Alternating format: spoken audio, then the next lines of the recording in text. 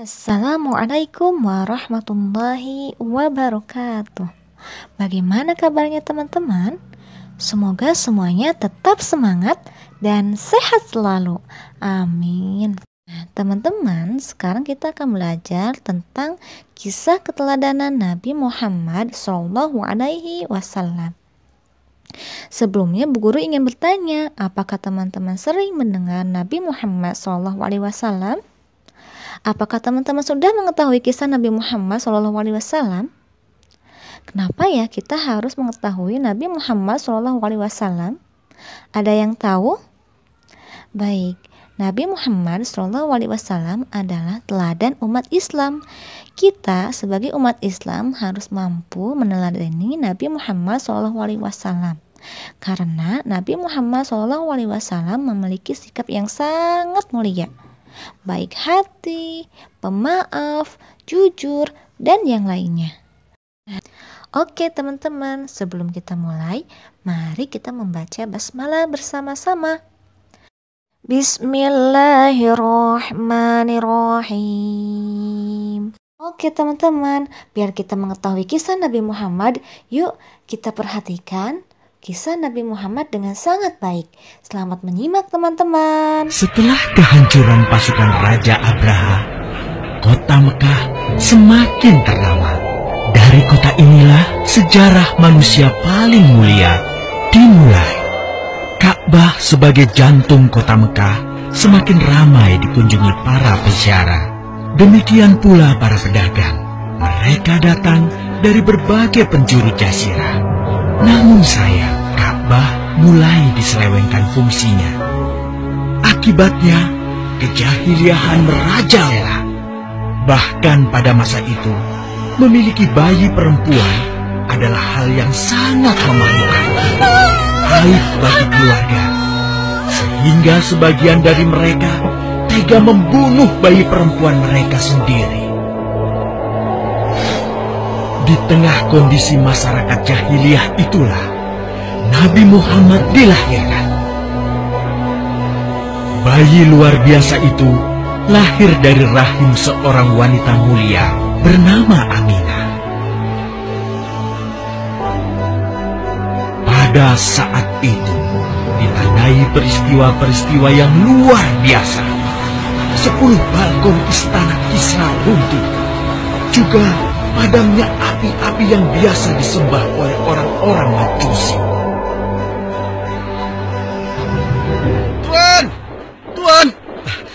Tuan Abdul Muthalib, ada kabar gembira. Kabar gembira? Kabar gembira? Apa? Kabar gembira apa? Tuan, cucu Anda telah lahir. Benarkah? Laki-laki atau perempuan? Laki-laki, Tuan. Subhanallah, Alhamdulillah, Allahu Akbar. Kalau begitu aku ingin segera melihatnya. Mari, Tuan. Setelah mendengar itu, Abdul Muthalib bergegas menuju ke rumah Aminah.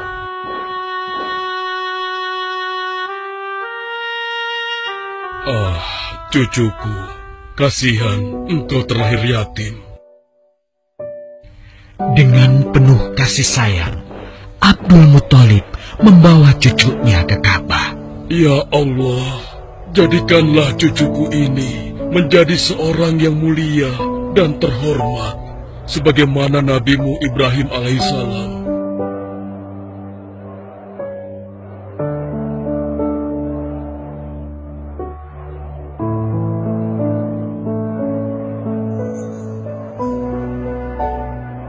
Siapa namanya, Ayah? Muhammad. Muhammad? Iya, aku akan menamainya Muhammad. Artinya yang terpuji. Kehadiran Muhammad kecil sungguh memberi kebahagiaan. Tidak hanya bagi keluarga Bani Hashim, bahkan seluruh kabilah suku Quraisy menyambutnya dengan sukacita. Kemudian Abdul Muthalib mencarikan ibu susu bagi Muhammad kecil. Kita sudah berhari-hari mencari anak susuan, yang dari situ kita akan mendapatkan imbalan yang cukup. Namun hingga saat ini, belum juga kita dapatkan. Ya, istriku, aku mengerti. Apa kita terima saja bayi yatim itu? Muhammad maksudmu? Iya, cucu dari Abdul Muthalib. Kasihan dia. Hampir semua teman-teman dari rombongan kita tidak ada yang mau menyusuinya. Karena tidak ada harapan untuk mendapatkan imbalannya dari ayah bayi itu. Betul juga engkau istriku. Kasihan anak itu. Aku mendukungmu jika engkau susui dia. Mudah-mudahan Allah memberikan keberkahan bagi kita. Halimah segera mendatangi Abdul Muthalib. Dia bersedia untuk menjadi ibu susu dan pengasuh bagi Muhammad kecil. Betapa gembira Abdul Muthalib mendengarnya. Halimah dari Bani Sa'ad itu akhirnya dipercaya Abdul Muthalib untuk mengasuh cucunya 2 tahun lamanya. Ayo istriku, kita berangkat sekarang. Sebentar lagi suamiku. Insya Allah kita berangkat sampai anak ini kenyang. Kalau begitu, aku lanjutkan berkemas-kemas dahulu. Hah? Ada apa, suamiku? Lihat, unta dan keledai kita. Mereka demikian sehat, tidak seperti sebelumnya. Subhanallah. Betul, suamiku. Tidak seperti kemarin. Demi Allah, kau tidak salah memilih istriku. Kau telah mengambil anak yang dipenuhi dengan barokah. Allah melimpahkan keberkahan atas Halimah dan suaminya. Mereka pulang ke kampung Bani Sa'ad dengan penuh rasa syukur. 2 tahun berlalu sudah. Tugas Halimatus Sya'diyah sesungguhnya telah usai. Saatnya Muhammad kecil harus dikembalikan kepada ibunya. Terima kasih, Halimah. Engkau telah merawat anakku dengan baik selama 2 tahun. Tidak ada yang bisa kuberikan, kecuali aku berdoa. Semoga Allah memberkahi engkau dan keluargamu. Amin. Saya juga bersyukur diberikan kepercayaan dan kesempatan merawat anakmu, wahai Ibu Aminah. Namun, begini Bu, mohon maaf. Kalau boleh, izinkan aku merawat Muhammad lebih lama lagi. Aku masih sangat sayang padanya. Baiklah, kalau begitu aku setuju dengan usulmu. Bawa dan rawatlah Muhammad sebagaimana dia anakmu sendiri. Terima kasih, Ibu. Terima kasih. Begitulah, Muhammad kecil kembali ke tengah-tengah Bani Sa'ad. Ia tumbuh menjadi anak yang memiliki banyak teman. Kemuliaan akhlaknya. Tatkala berusia sekitar 4 tahun, terjadilah suatu peristiwa. Muhammad, Bu! Muhammad! Muhammad? Kenapa Muhammad? Muhammad dibawa orang. Hah? Dibawa orang? Diculik? Coba ceritakan. Ketika kami tengah bermain, tiba-tiba ada orang dewasa datang. Dia langsung membawa pergi Muhammad dan membunuhnya. Hah? Membunuhnya? Ya Allah, di mana? Di mana? Antarkan ibu ke sana. Dengan perasaan cemas, Halimah bergegas menuju tempat itu. Dan dilihatnya, Muhammad kecil tengah terduduk. Muhammad, apa yang terjadi denganmu? Dengan sangat tenang dan jelas, Muhammad kecil menceritakan apa yang telah terjadi. Bahwa seseorang telah membelah dadanya, mengambil hatinya, kemudian mencucinya dan mengembalikannya lagi ke tempatnya semula. Maka sesungguhnya yang datang itu adalah malaikat Jibril.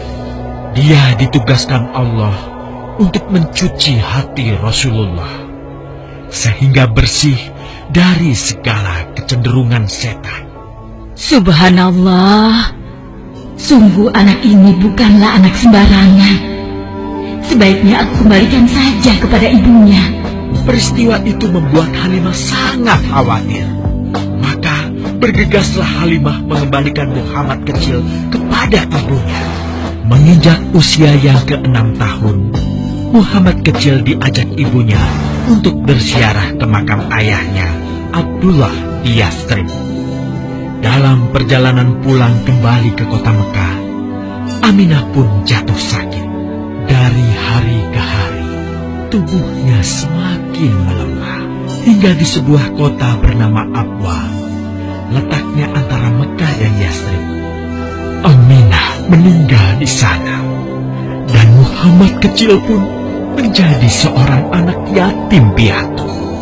Sejak itulah Muhammad kecil dirawat dengan penuh cinta dan kasih sayang oleh kakeknya, Abdul Muthalib. Muhammad, sudah berhentilah memerah susunya. Insya Allah, sudah cukup untuk persediaan kita hari ini. Beristirahatlah sejenak. Makanlah agar kau tetap sehat.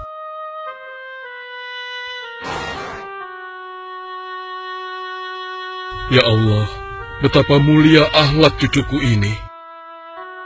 Namun, kasih sayang Abdul Muthalib tidak berlangsung lama. Saat usia Muhammad 8 tahun, Abdul Muthalib, kakeknya yang sangat menyayanginya itu, meninggal dunia. Kemudian, pengasuhan atas Muhammad pun beralih ke pamannya, Abu Thalib. Muhammad kecil tahu betul betapa sayangnya pamannya kepadanya. Di mana Muhammad? Ia tengah mengembalakan kambing milik salah seorang penduduk Mekah, suamiku. Sejak kapan dia keluar rumah? Sekitar waktu subuh tadi. Subhanallah, betapa baiknya akhlak keponakanku ini. Ya Allah, maafkan ketidakmampuanku mencukupi kebutuhan keponakanku. Sayangi dan berkahilah dia. Jadikanlah dia orang yang mulia di antara manusia. Hingga saat usia Muhammad menginjak 12 tahun, pamannya Abu Thalib mengajaknya berdagang ke Syam. Sampailah mereka di satu daerah bernama Busra. Saat mereka beristirahat, datanglah seorang pendeta menghampiri. Wahai saudaraku, selamat datang di Busra. Tampaknya kalian bukan orang sini. Dari manakah kalian berasal? Terima kasih saudaraku. Kami datang dari Mekah. Lalu, siapakah gerangan anak ini? Ini adalah keponakanku. Muhammad namanya. Apakah engkau bertanggung jawab atasnya, Tuan? Ya. Kemana ayahnya? Ayahnya sudah meninggal sejak ia masih dalam kandungan. Oh, apakah kini dia yatim piatu? Benar. Aku sungguh beruntung bertemu dengannya. Beruntung? Beruntung apa? Sungguh, keponakanmu ini adalah orang yang sangat istimewa. Oh ya? Ya, dia adalah seorang nabi, seorang utusan Allah. Bagaimana kau tahu hal itu? Aku tahu karena aku seorang pendeta. Dan berita kedatangan dia sebagai seorang utusan Allah sudah disampaikan di dalam Injil. Bahkan aku pun bisa mengetahuinya dari cincin kenabian yang berada di bagian bawah tulang rawan bahunya yang menyerupai buah apel sebagai tanda kenabiannya. Begitulah pendeta bernama Bahira menyampaikan kepada Abu Thalib perihal kenabian Muhammad. Ia berpesan agar menjaga baik-baik keponakannya itu, karena Muhammad kelak di suatu saat nanti akan menghadapi banyak gangguan dan rintangan. Istriku, Muhammad sudah berusia 25 tahun. Aku pikir sudah saatnya dia untuk menikah. Betul, suamiku. Namun, dengan siapakah dia akan kita jodohkan? Kemarin Khadijah mengirimkan utusannya dan menyatakan keinginan Khadijah untuk menjadikan Muhammad sebagai suaminya. Hah? Khadijah? Khadijah yang mulia itu? Betul, istriku. Khadijah yang selama ini mempercayakan barang perniagaannya kepada Muhammad. Kenapa dia memilih Muhammad? Ya, Khadijah mengagumi kejujuran dan kebaikan akhlak Muhammad. Menurutmu sendiri bagaimana? Aku pikir Khadijah adalah wanita terbaik bagi Muhammad. Kita akan melamarnya. Tepat di usia 25 tahun, Nabi Muhammad menikahi Khadijah yang berusia 40 tahun. Dari pernikahan itu, mereka dikaruniai Allah 6 orang anak. 2 laki-laki adalah Al-Qasim dan Abdullah. Sedangkan putrinya adalah Zainab, Ruqayyah, Ummu Kulsum, dan Fatimah. Namun, kedua putranya itu telah meninggal semenjak mereka kecil. Suatu ketika, terjadilah banjir besar di kota Mekah. Kabilah-kabilah di kota Mekah pun bergotong royong membangun kembali Ka'bah. Setelah pembangunannya selesai, terjadilah perselisihan antara pemuka kabilah tentang siapakah yang paling pantas meletakkan Hajar Aswad di Ka'bah. Abu Thalib, apa yang harus kita lakukan? Kita sudah bicarakan hal ini selama 5 hari, namun tidak ada titik temu. Aku khawatir akan terjadi pertumpahan darah. Sudah, begini saja. Kita sepakati bahwa masalah ini kita serahkan kepada takdir terbaik. Lihat pintu masuk Ka'bah itu. Siapapun yang pertama kali akan melewati pintu itu, dan siapapun dia, kita tidak boleh menolaknya. Setuju? Aku juga setuju. Baiklah, aku setuju. Aku juga setuju. Baiklah, kita perhatikan bersama. Tidak lama setelah kesepakatan itu, atas izin Allah, Nabi Muhammad menjadi orang pertama yang memasuki pintu menuju Ka'bah. Alhamdulillah, segala puji bagi Allah. Ternyata Muhammad, dan memang dia adalah orang yang tidak pernah kita temui ada celah. Betul? Betul. Ya, Betul. Nabi Muhammad pun menerima kepercayaan itu. Dengan kebijaksanaannya, Nabi Muhammad meminta sehelai kain, lalu meletakkan Hajar Aswad di atasnya. Nabi Muhammad mempersilahkan seluruh pemuka kabilah untuk memegang ujung-ujungnya dan mengangkatnya secara bersama-sama. Setelah sampai pada sudut Ka'bah, giliran Nabi Muhammad meletakkan Hajar Aswad di tempatnya semula. Terhindarlah perpecahan di kota Mekah. Meskipun demikian, kegelisahan masih terus menggelayuti hati Nabi Muhammad. Kejahiliahan ada di mana-mana. Kezaliman dan kemaksiatan terus berlangsung. Ia tak habis pikir. Nabi Muhammad mulai merenung dan menyendiri untuk menghindar dari perilaku jahiliyah. Nabi Muhammad memilih tempat di sebuah goa di atas bukit sekitar Mekah. Goa Hiro. Dari mulut goa itulah Nabi Muhammad bisa memandangi kota Mekah yang dicintainya dengan pandangan yang lebih luas. Hingga suatu ketika, sesuatu yang tidak pernah terbayangkan sebelumnya terjadi.